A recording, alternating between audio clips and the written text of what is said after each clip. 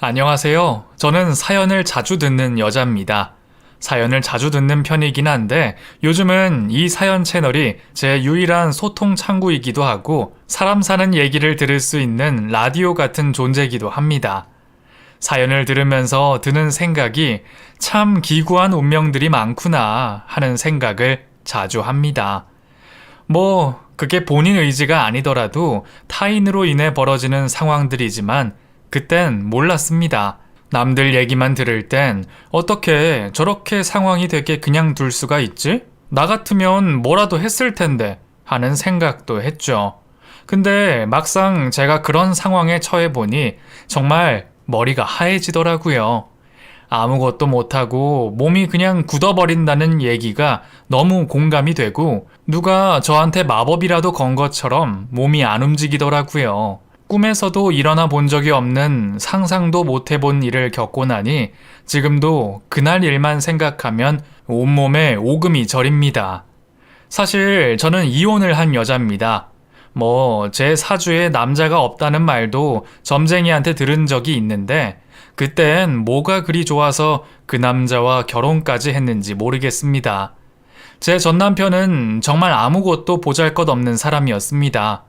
집안도 학벌도 그리고 외모도 정말 볼품없는 사람이었죠. 그래도 제가 그 사람과의 결혼을 선택한 이유는 그 사람이 너무 착해서였습니다. 그 사람의 첫사랑이 저이기도 하고 저의 첫사랑도 그 사람이었죠. 그 사람을 처음 만난 건 고등학교 졸업식 날이었습니다. 저는 동네 여고에 다녔고 그 사람은 동네 남고에 다녔는데 저희 학교는 평소 남자 출입이 안 되다가 축제날과 졸업식 때면 교문이 개방돼서 누구든 학교 안에 들어올 수 있도록 해줬습니다. 사실 학교 축제날과 졸업식 날이 유일하게 남자를 만날 수 있는 날이라 저도 그렇고 친구들도 그렇고 살면서 화장을 빡세게 하는 날 중 하루였습니다. 그날 저도 어설픈 화장으로 졸업식에서 부모님과 사진도 찍고 친구들과 기념을 하고 있는데 한 무리의 남자애들이 저희에게 다가왔습니다. 야, 너네 우리보다 졸업 하루 일찍 하네? 같이 품앗이 같은 거 할래? 우리가 너네 찍어줄게. 내일 우리 졸업식에 와서 너네도 우리 좀 찍어줘. 하고 말을 걸더라고요. 그 당시 남자와의 대화가 불편했던 저는 친구 뒤로 숨었고 인기 많은 친구가 나서서 그래? 그럼 찍어줘. 야야 뭐야 쟤네가 찍어준대. 하면서 사진을 찍었습니다. 그리고 다음 날 저는 그 친구들을 따라 남고 졸업식을 갔습니다. 저희가 교문 앞에 도착하자마자 시커먼 남자애들이 전부 저희를 쳐다봤습니다. 그리고 저희 둘을 보고 나서 신나게 손을 흔드는 애들이 있었죠. 야, 여기야, 여기! 우리 여기 있어! 하며 어제 저희 사진을 찍어준 친구들이었습니다. 저랑 친구는 둘이 달려가서 그 친구들 사진을 몇 장 찍어줬고 같이 사진을 찍기도 했습니다. 그렇게 졸업식이 끝나고 나서 그 남자 무리들이 야, 우리 오늘 술 마실래? 아는 형이 호프집 하는데 거기서 모이기로 했어. 하고 저희 둘을 부르더군요. 솔직히 아직 20살도 안 됐고 술 마시면 안 되는 거 알지만 친구가 저를 끌고 가서 그 자리를 따라가게 됐고 거기서 처음으로 맥주 한 모금을 마셨습니다. 그런데 제가 술이 안 받는 체질인 건지 아니면 긴장해서 그런 건지 한 잔만 마셔도 얼굴이 엄청 시뻘개지고 너무 덥더라고요. 그때 제 맞은편에 있던 남자가 너 괜찮아? 술 마시면 안 되는 거 아니야? 하고 제 걱정을 먼저 해줬습니다. 키도 작고 약간 통통한 데다가 안경 쓰고 얼굴에는 여드름이 가득하던 그놈. 솔직히 말해서 처음에는 이성적 호감이라고는 하나도 없었습니다. 됐어, 나 신경 쓰지 마. 내가 알아서 할게. 하고 저는 친구들과 건배를 했고 그렇게 새벽 2시까지 술을 마셨죠. 그리고는 집에 가려는데 그 남자가 제 손을 확 잡더니 야, 너 이렇게 취해서 어떻게 가려고 그래? 내가 데려다 줄게. 너네 집 어디야? 하고 제게 묻더라고요. 주변에서는 야, 상호가 너한테 관심 있나 보다. 야, 상호야, 네가 데려다 줘. 어차피 너네 집 여기 옆 동네잖아. 상호랑 슬슬 얘기하면서 걸어가. 저 새끼 진짜 괜찮은 놈이야. 하면서 저희 둘이 이으려는 분위기를 내더라고요. 됐어. 나 혼자 갈 수 있어. 너도 너네 집 가. 하고 호의를 거절했지만 그 친구는 혼자 걸어가는 제 뒤를 계속 따라왔습니다. 10걸음 걷다가 뒤를 돌아봤을 때 그놈이 따라오길래 따라오지 말라니까? 나 혼자 갈 수 있다고.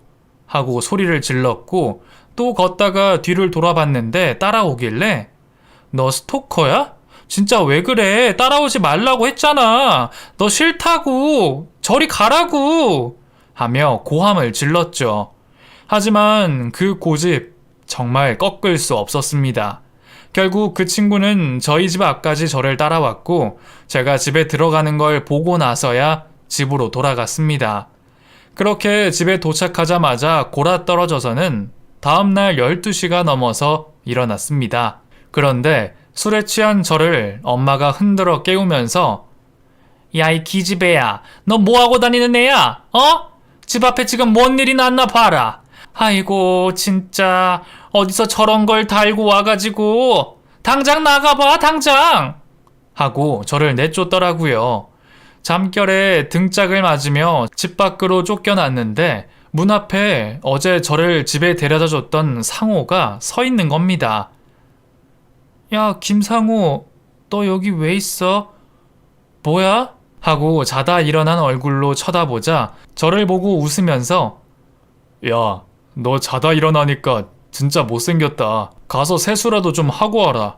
양치라도 하던지 입냄새 난다 야. 하면서 저를 보고 낄낄대는 겁니다. 저는 그제야 제 꼴을 보고 아이씨, 너 여기서 딱 기다려. 내가 지금 들어가서 화장하고 옷 싹 갈아입고 나올 거니까. 하고 큰 소리를 냈고 집에 들어가서 씻고 화장하고 옷을 갈아입고 나왔죠. 그런데 씻으면서도 그런 생각이 들더라고요. 내가 왜 그러지? 그런 새끼가 뭐라고 하던 말던 내가 왜 걔를 신경 쓰지? 하는 생각이요. 어쨌든 머리는 감기 시작했고 샤워는 했으니 그냥 나가보자 하고 밖으로 나갔는데 잠결에 봤을 땐 몰랐는데 막상 정신을 차리고 만나니 진짜 제 스타일이 아니더라고요. 이런 말 하기 그렇지만 외모가 너무나도 못생겨서 아무리 봐도 남자로서 호감은 전혀 느껴지지 않았죠. 그래도 저희 집 앞까지 저를 보겠다고 왔고 어차피 저도 아무것도 안 먹은 공복 상태라 배가 고파서 점심이나 먹자라며 걔를 데리고 근처 콩나물 국밥집으로 왔습니다. 그런데 밥 먹는 내내 걷는 내내 걔가 저를 보고 웃는 겁니다. 너 왜 자꾸 웃어? 내가 웃겨? 아니, 그게 아니고 그냥 아까 네 얼굴이 너무 웃겨서 자다 일어나서 엄마한테 맞으면서 나오는데 그게 너무 웃기네. 너네 엄마도 되게 재밌으시고 하면서 웃더라고요. 내가 그렇게 못생겼었나 싶은 생각이 들어서 저도 모르게 빽 하고 소리를 지르면서 야, 그게 뭐가 그렇게 웃기냐? 너는 뭐 엄마한테 맞은 적도 없어? 엄마가 아들이라고 손도 안 대고 키웠어? 하고 한 소리 했더니 걔가 풀이 확 죽더라고요. 아니, 뭐 부러워서 그렇지. 난 사실 어릴 때 부모님이 일찍 돌아가셔서 할머니랑 자랐거든. 근데 뭐 할머니들이 다 그렇잖아. 손주 사랑하는 마음이 크지. 혼내고 싶겠어. 그래서 아까 너 엄마랑 투닥거리면서 싸우는 거 보는데 나도 엄마 아빠가 있었으면 저렇게 싸우면서 컸을까? 싶은 생각이 들더라고. 하필 내가 사춘기 때 돌아가셔서 조금만 더 참지. 에이씨, 괜히 눈물 나려고 하네. 됐어. 야, 이거나 먹자. 다 식겠다. 하면서 콩나물 국밥을 먹더라고요. 그걸 먹는 걔 모습을 보는데 저도 코끝이 찡해져 왔습니다. 어렸을 때 부모님을 여의고 할머니랑 혼자 산 이야기를 덤덤하게 하는데 그 모습이 안쓰러워 보이더라고요. 모성애라도 생겼는지 어깨가 축 처진 상호를 토닥토닥 위로해주고 싶었어요. 그렇게 그날 걔 얘기를 듣고 나서 영화도 보고 시내 나가서 여기저기 구경도 다녔습니다. 그날 그 친구랑 참 많은 대화를 했습니다. 제가 선입견을 갖고 있었던 거였더라고요. 단순히 외모가 별로고 키가 작다고 해서 별로인 남자가 아닌데 하루 종일 같이 있어 보며 대화를 나누니 속도 깊고 배려심도 깊고 괜찮은 사람 같았습니다. 보통 이제 막 고등학교 졸업한 남자애들 보면 입도 더럽고 촐랑촐랑 가벼운 애들이 많던데 상호는 할머니 손에 커서 그런지 뭔가 애늙은이처럼 의젓한 모습이 많았어요. 어딜 가나 제게 양보해주고 어른들이나 종업원을 대할 때 누구보다 예의 바르게 행동하더라고요. 그 모습이 뭐랄까 제게는 조금 색다르게 다가왔고 남자답다고 느껴졌나 봐요. 그렇게 저는 그 주말에 또 그 친구를 만났습니다. 그 당시 저희 둘 다 갓 20살이 된 20대 초반이었고 그 뒤로 몇 번이나 만났지만 그 친구는 모든 게 조심스러웠습니다. 손을 잡는 것도 포옹을 하는 것도 말이죠. 오히려 그 점도 마음에 들었습니다. 사귀자마자 진도 뺄 생각으로 다가오는 남자보다 이렇게 제게 맞춰주면서 저를 조심히 대해주는 배려심 있는 모습이 좋았죠. 당연히 그 후로 그 친구와 저는 연인이 됐고 꽤 오랜 시간 연애를 했습니다. 거의 8년 정도 만났던 것 같습니다. 그 친구는 대학을 갔고 저는 사무직으로 취직을 했습니다. 제가 먼저 돈을 벌어 데이트 비용을 내면서도 그게 아깝다는 생각이 들지 않았습니다.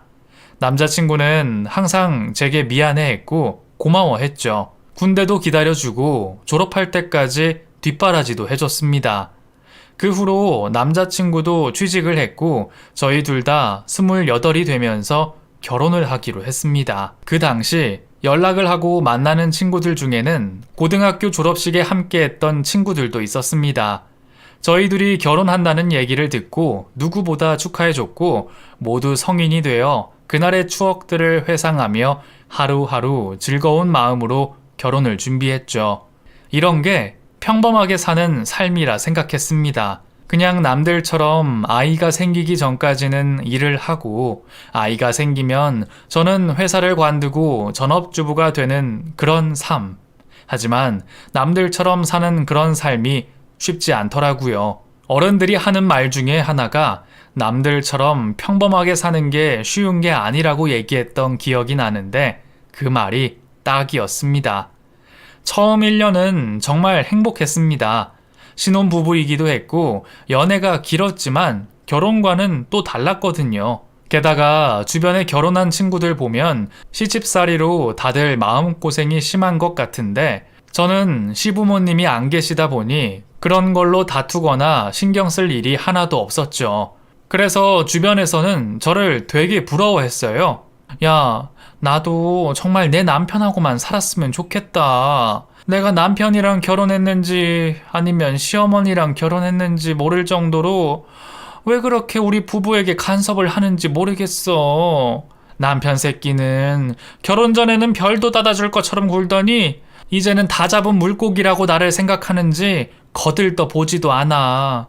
시댁에만 가면 소파에 껌딱지처럼 붙어서 아무것도 안 하고 빈둥빈둥 대는데 하루 종일 설거지하고 시어머니 시중 드는 나를 쳐다도 안 본다니까? 진짜 이참에 확 이혼할까봐. 진정해. 너 애 낳고 나면 좀 나아지겠지. 그래, 네 말이 맞다. 그나마 내가 임신하니까 조금 시집살이가 줄긴 하더라. 그나저나 너는 진짜 복 받았다. 네 남편한테는 미안한 얘기지만 시부모님 없이 남편이랑 둘이서만 사는 네가 난 제일 부럽다. 하지만 1년이 지나면서 주변에서 아이 얘기가 조금씩 나오기 시작했습니다. 특히 친정에서는 너네는 좋은 소식 없어? 왜 이렇게 엄마를 기다리게 하는 거야? 알아서 척척 손주 안겨주면 좀 좋아? 친구들 모임에 나가면 다들 손주 자랑하느라 바쁜데 나만 입 꾹 다물고 있기가 얼마나 민망한데. 얼른 애 가져. 여기서 더 늙으면 나중에 너만 고생한다. 그러니까 괜히 미루지 말고 얼른 낳아. 하고 저를 재촉했습니다. 하지만 아이라는 게 그렇게 제 맘처럼 생기지 않더라고요.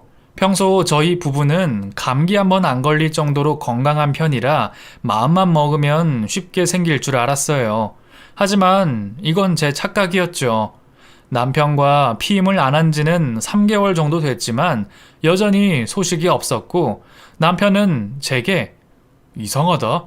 왜 아이가 안 생기지? 원래 피임 안 하면 짠 하고 생기는 거 아니야?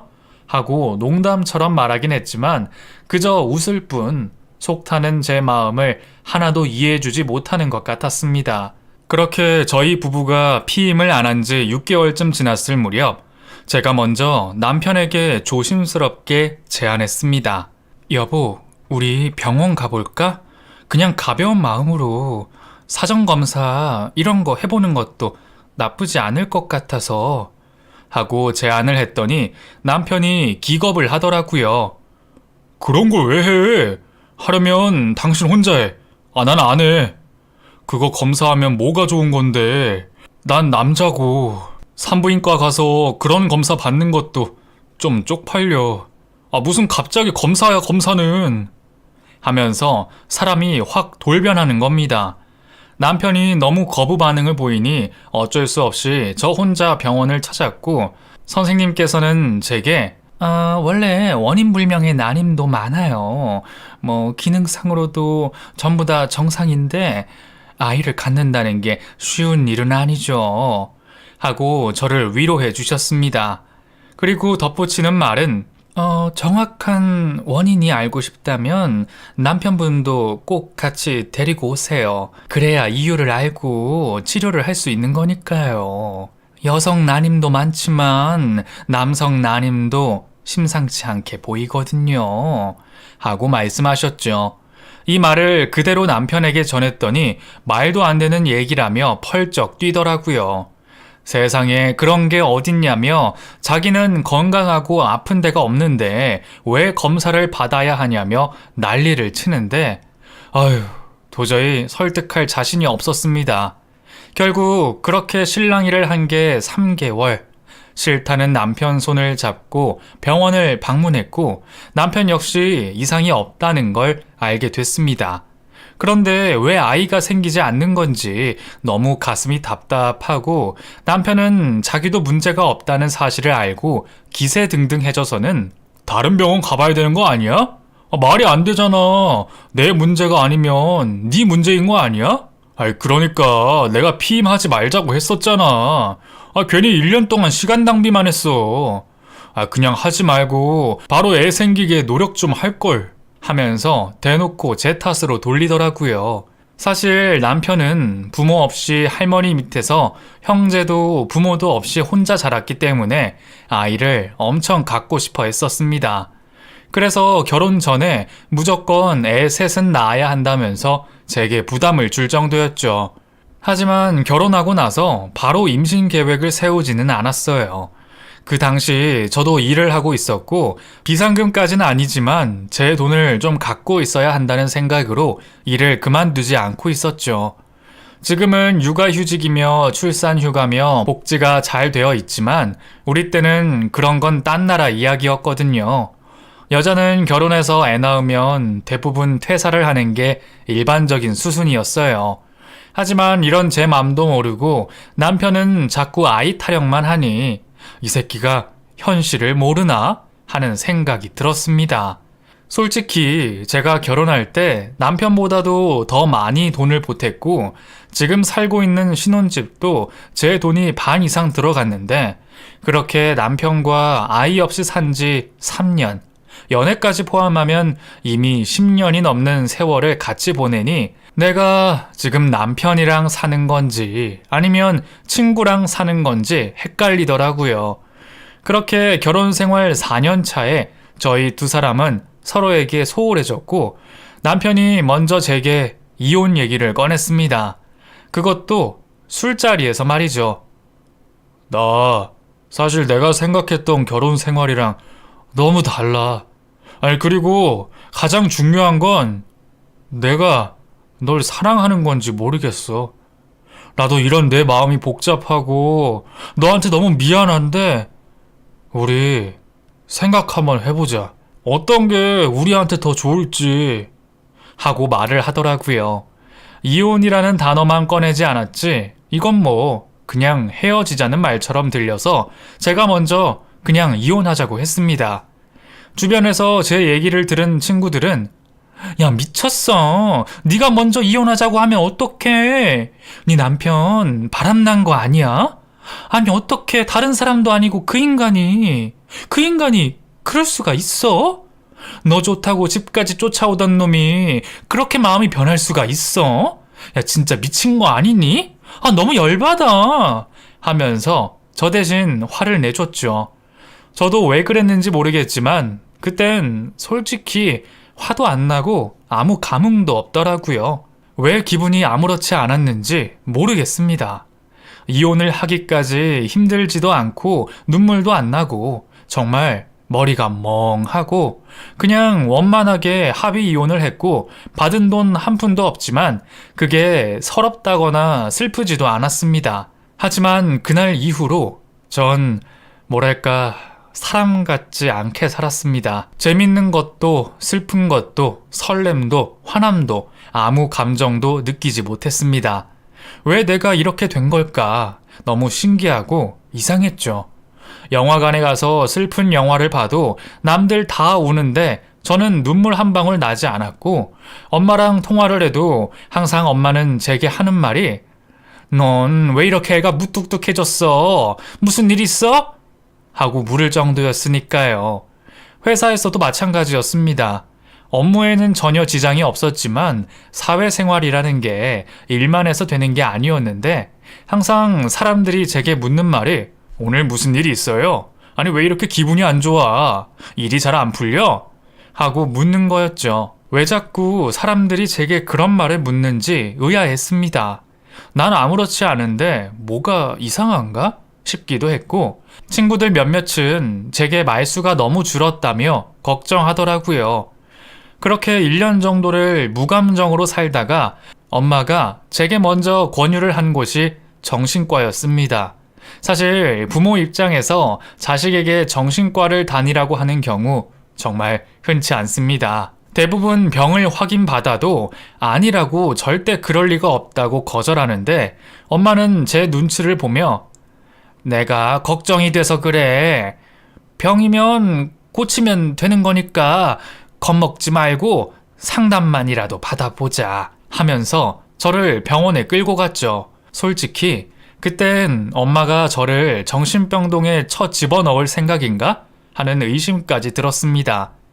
이유는 모르겠지만 그냥 그런 부정적인 생각이 들었죠.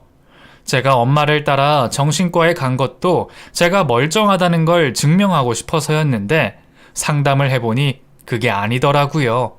선생님은 한참 동안 저와 얘기를 나누며 환자분 믿기 힘드시겠지만 이것도 우울증 증상 중에 하나입니다.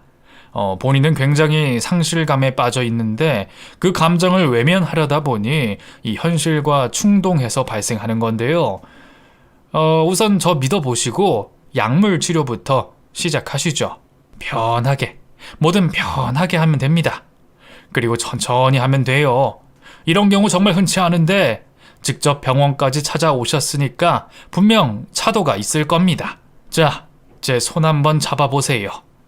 그리고 나서 어떤 기분이 느껴지는지 말해보세요. 하고 제게 먼저 손을 내밀어 주더군요. 저는 조심스럽게 선생님의 손을 잡았고 가만히 선생님을 쳐다봤습니다. 아무 감정 느껴지지 않아요. 근데요, 선생님, 이거 고칠 수 있는 병인가요? 아니, 병은 맞나요? 하고 제가 입을 떼자마자 갑자기 눈물이 흐르더군요. 정말 이상한 반응이었습니다. 슬픈 것도 아니고 그 사람이 제게 뭐라고 한 것도 아닌데 왜 갑자기 눈물이 흐른 건지 그날 저 맞은편에 선생님을 앉혀두고 펑펑 울었습니다. 이혼할 때도 눈물 한 방울 흘리지 않았고 그 사람이 절 사랑하지 않는다고 할 때도 눈물 한 방울 안 났는데 선생님의 손을 잡으니 눈물이 나더군요. 그렇게 한참을 울고 난 그날 밤 선생님이 제게 문자를 하나 보내오셨습니다. 보통 제가 이렇게 환자에게 따로 연락하지는 않는데 마음이 쓰여서 연락합니다. 내일 모레도 꼭 잊지 말고 병원 찾아오세요. 하고 말이죠. 그 문자를 받으니 마음이 따뜻해졌습니다. 누군가 내 얘기를 들어주는 사람이 있구나. 나의 힘듦을 공감해주는 사람이 있구나 하는 생각에 빨리 병원에 가고 싶어졌죠. 그리고 이틀 뒤, 또 이틀 뒤, 저는 계속 병원을 찾았습니다. 그럴 때마다 선생님은 전 남편에 대한 제 얘기를 들어주셨고 제가 속상한 일이 있으면 위로해 주셨습니다. 그리고 제게 약을 처방해 주시면서도 점점 좋아지고 있어요. 너무 많이 좋아졌어요. 하며 제 편이 돼주셨죠. 참 이상했습니다. 처음에 병원을 갔을 땐 전 남편에 대한 얘기, 그리고 그 사람과 지냈던 추억들에 대해 늘어놓곤 했는데 3개월 정도 병원에 다니니까 점점 전 남편에 대한 얘기를 하는 제 모습을 찾기가 힘들었습니다. 그날 상담을 마치고도 선생님이 제게 상태가 많이 호전됐다고 볼 수 있는 게 뭔지 알아요? 환자분, 요즘 저랑 얘기하면서 웃는 일이 많아졌어요. 약 용량도 많이 줄였고요. 아직도 꿈을 많이 꾸세요. 하면서 제가 많이 좋아졌다고 얘기해 주시더라고요. 그렇게 병원에 가서는 제 얘기만 했지만 선생님과 따로 밖에 나와서는 가끔 선생님의 얘기도 들을 수 있었습니다. 저도 실은 환자분처럼 아픔이 있는 사람이에요. 이혼이라는 거 진짜 쉽지 않죠. 저도 누구보다 잘 압니다. 근데 저도 참 많은 사람들 만나고 세상을 많이 안다고 생각했는데 아직 제가 모르는 게 많더라고요. 그래서 말인데 저 수인 씨랑 조금 진지한 만남을 해보고 싶습니다. 우리 둘 다 같은 처지고 서로가 힘이 되는 존재라는 거 너무 잘 알잖아요. 그거 저만 느낀 거 아니죠? 하고 제게 고백을 하는 겁니다. 솔직히 너무 당황스러웠습니다. 이 사람이? 왜 나 같은 여자를? 돈도 잘 벌고 능력 있는 의사가 왜 나같이 볼품없는 여자를 좋아하지? 이런 생각부터 들었죠. 하지만 제 마음을 저도 알면서 이 사람을 밀어내긴 힘들었습니다. 결국 저희 둘은 3개월 만에 환자와 의사 사이에서 연인이 됐고 제가 그 사람에 대해 아는 건 이혼을 했다는 것, 그리고 직업이 의사라는 것, 그리고 그 사람의 이름 정도였습니다. 하지만 제 마음이 이미 움직이고 있으니 나이나 지방 같은 건 중요하지 않았습니다. 그렇게 사귀기로 한 그날 처음으로 그 사람의 나이를 듣게 됐는데 저보다 무려 15살이나 많더군요. 하지만 외모가 동안이기도 하고 돈도 잘 벌고 어차피 당장 결혼할 것도 아닌데 연애만 하기엔 나쁘지 않다고 생각했죠. 거기다가 남자친구가 의사라는 거, 솔직히 말해서 제 급이 올라간 것 같아서 나이 차이가 많이 나도 나쁘지 않다는 생각이 들었습니다. 그렇게 저희 둘은 2년 정도 연애를 했습니다. 만나는 동안 정말 너무 행복했습니다. 바보 같은 생각이지만 이 사람과 결혼을 하고 싶을 만큼 말이죠. 거기다가 이 사람과 만나는 2년 동안 저는 데이트 비용을 단 1원도 쓴 적이 없었습니다. 나이도 많고 직업도 좋고 돈도 잘 버는 그 사람은 항상 저를 위해주고 제게 모든 걸 다 건 것처럼 보였습니다. 제가 전 남편과 아이 문제 때문에 이혼을 한 것도 너무나 잘 알고 있는 사람이라 그런지 틈만 나면 제게 난 너랑 결혼하면 아이 없이 살 거야. 지금도 충분히 행복하거든. 꼭 가족의 완성이 아이는 아니잖아. 난 아이보다 네가 더 필요해. 하면서 저를 위한 말들을 해주곤 했죠. 그렇게 저 결국 그 사람과 재혼을 선택했습니다.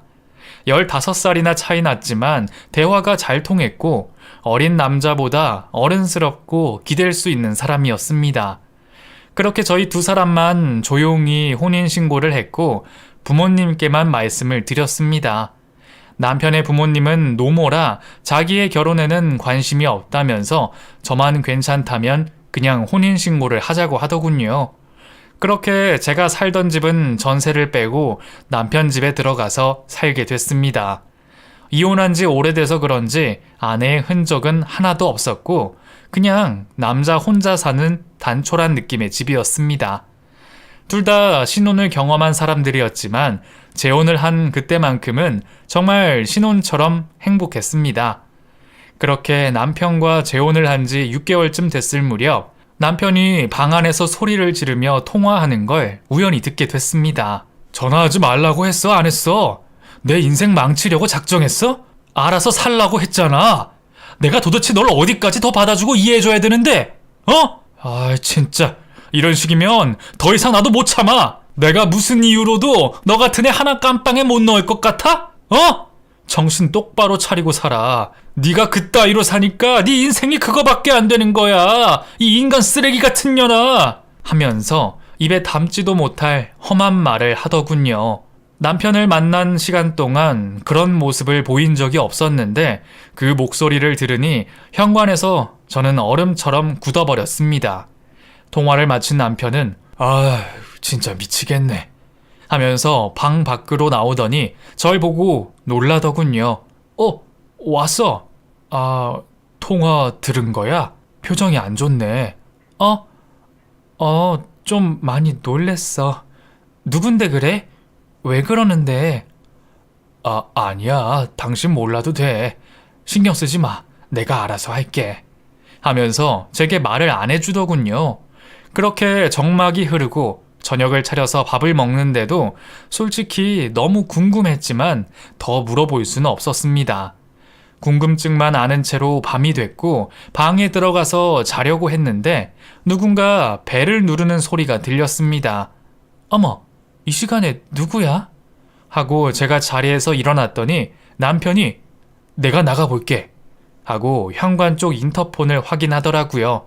그리고는 됐어. 신경 쓰지 말고 자. 당신 절대 문 열지 마. 하고 저를 방 안으로 밀어넣습니다.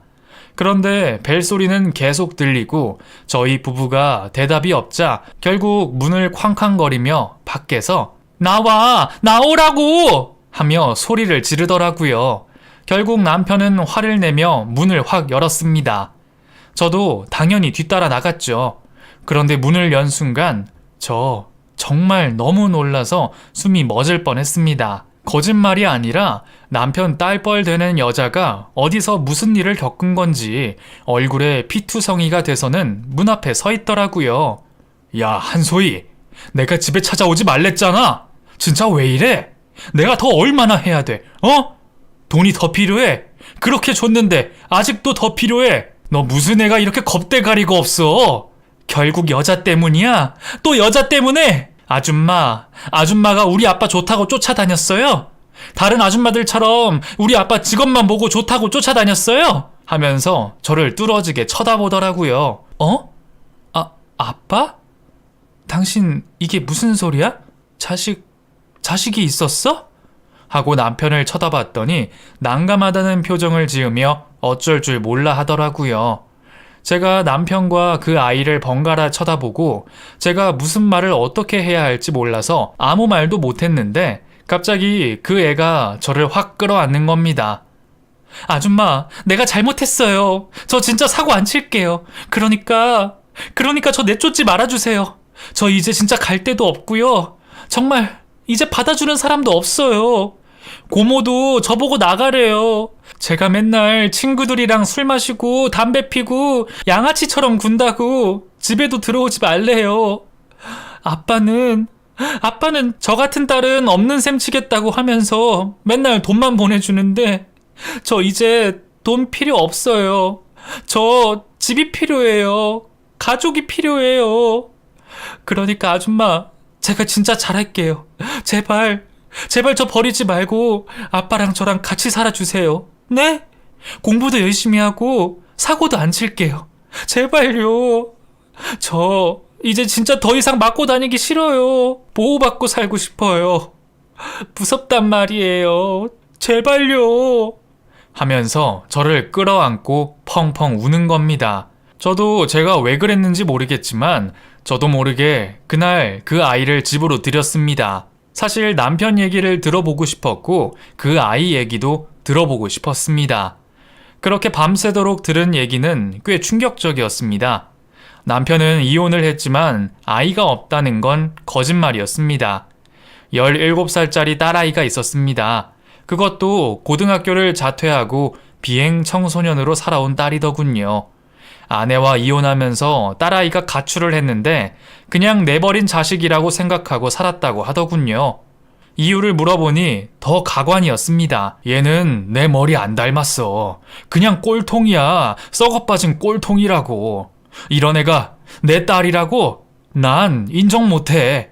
그리고 막말로 그래 딸이라고 쳐. 그래서 돈 줬잖아.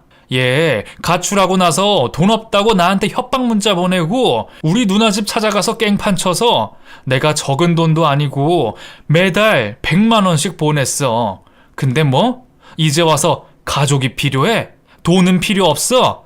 당신 얘가 어떤 애인 줄 알아? 부모 무서운지 모르는 애야. 대가리만 달고 다니면서 사람 구실도 못하는 멍청한 애라고. 난 이런 자식 필요 없어. 야 한소희, 내가 돈 줄 테니까 너 나가. 나가서 길바닥에서 자던 몸을 팔아서 먹고 살던 네 마음대로 해. 더 이상 나 좀 그만 괴롭히고 제발 좀 꺼져 제발 하면서 소리를 지르고 손찌검을 하려고 하더라고요. 이런 단편적인 모습으로 남편을 판단하긴 좀 그렇지만 왠지 딸을 대하는 그 모습이 미래의 저를 대하는 모습처럼 보였습니다.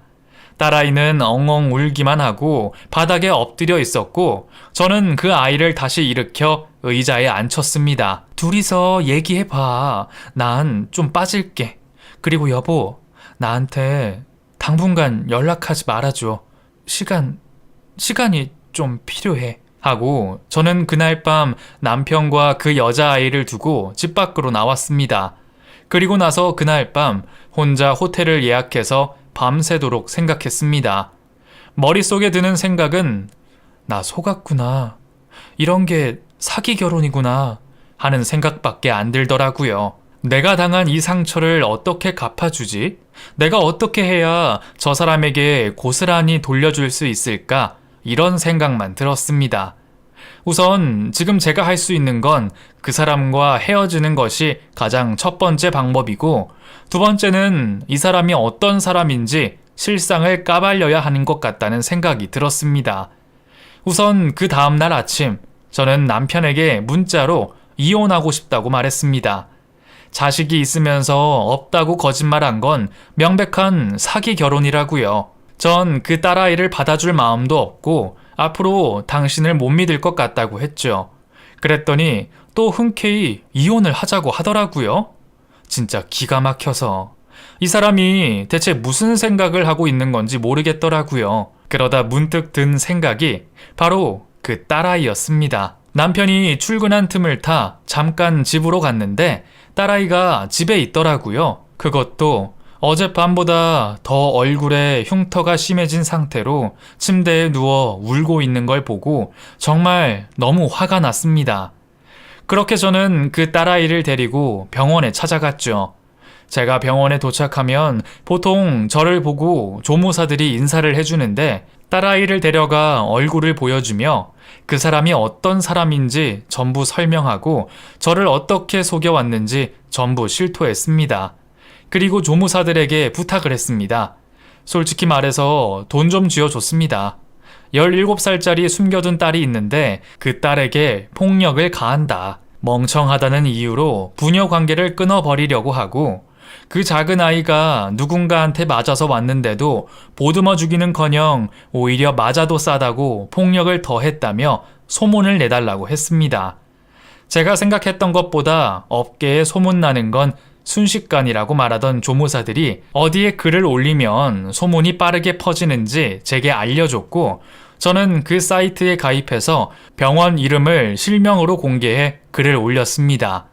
그러자 그날 오후부터 고객들의 항의 전화가 빗발쳤습니다. 가정폭력범이 어떻게 정신치유를 하냐는 둥, 의사가 아니라 감옥부터 가야 되는 거 아니냐는 둥 전화기에 대고 소리를 지르더라고요. 남편은 변호사를 선임해서 인터넷에 글을 올린 사람을 명예훼손으로 신고하겠다고 난리법석을 떨고 있다며 조무사들에게 연락을 받았습니다. 그리고 이튿날부터 병원의 손님이 싹 끊겼다고 하더군요. 조무사들은 어떡하냐고 발을 동동 굴렀지만 제 고등학교 친구가 일하는 병원에 조무사들을 소개해주겠다고 약속을 하고 병원 상황을 전해달라고 했습니다. 그리고 남편의 딸은 청소년 쉼터에서 보호받을 수 있도록 아이에게 소개를 해줬습니다. 그렇게 시간이 흘러 병원에 점점 손님이 줄어간다는 연락을 받았습니다. 고정적으로 다니던 사람들도 병원을 옮겼고 인터넷 기사에 날 정도로 남편은 유명 인사가 됐더군요. 그렇게 3개월. 결국 남편은 이 모든 일을 제가 했다는 사실을 알고 저를 명예훼손으로 고소했습니다. 물론 이혼을 진행하면서 말이죠. 졸지에 저는 남편 덕에 전과범이 되고 2번의 이혼을 한 이혼녀가 됐지만 전 후회하지 않습니다. 그 능력 있는 의사라는 남자를 3개월 만에 무너뜨리고 개망신을 주고 병원 문을 닫게 한 것이 제가 할 수 있는 최고의 복수였으니까요. 제가 이혼 전에도 그 사람에게 말했었습니다. 정식으로 제게 사과하면 인터넷에 글 전부 내려주겠다고요. 하지만 몇 년이 지났음에도 아직 연락이 없네요. 벌어놓은 돈이 있으니 당장은 이름 바꿔 개원을 할 수 있을지 몰라도 제가 어떻게든 찾아내서 그 사람 앞길을 꼭 막고야 말겠다는 다짐을 합니다. 저 같은 사람이 어떻게 할 수 있냐고, 네가 뭘 하겠냐고 얘기하시는 분들도 계시겠죠? 하지만 저 아직 대한민국은 정의가 살아있다고 생각하는 사람이라 그 사람 앞길 제대로 막아보려고 합니다. 그런 놈 의사 자격 박탈시켜야 하지 않겠습니까? 이 사연을 듣는 분들, 제가 그놈 인생 망칠 수 있도록 제게 용기 한마디씩 해주시면 감사하겠습니다. 긴 사연 들어주셔서 감사합니다.